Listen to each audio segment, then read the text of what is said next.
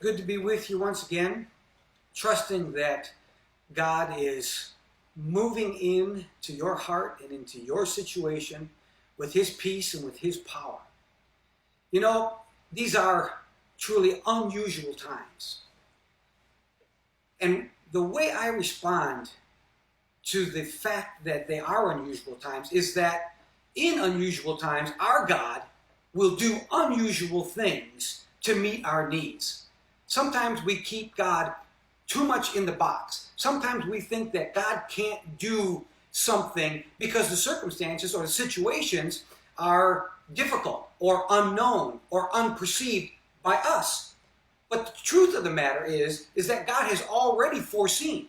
He is Jehovah Ra. He is the one who has seen into the future and has made provision for His people. He is a providential God, a God who looks ahead and makes a way for His people. So I want to encourage you today that even while we're in the midst of unusual circumstances or an unusual season, many people are saying that this type of thing has never come to this degree on the earth.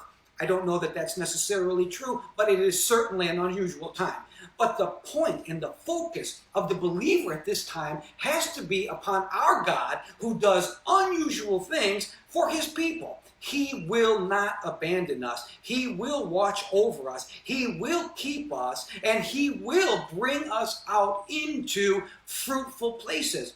That doesn't mean we're not going to have a few moments of suffering, a little bit of discomfort, some difficulty along the way. And as I have encouraged already, we're setting the tone by praise, by thanksgiving, by worship, and we're doing that. And by doing that, we're keeping the pathways open to God. We're keeping the pathway of prayer open to God, the pathway of faith open to God. We're looking to Him to open the heavens, to pour out from His heavens the things that we will need at this particular time. And that's not just material things. And I'm actually more concerned about the spiritual things, because we've talked a lot about the lack of material things, lack of jobs and the supply. But what about our spiritual lives? Isn't this the reason why Satan attacks?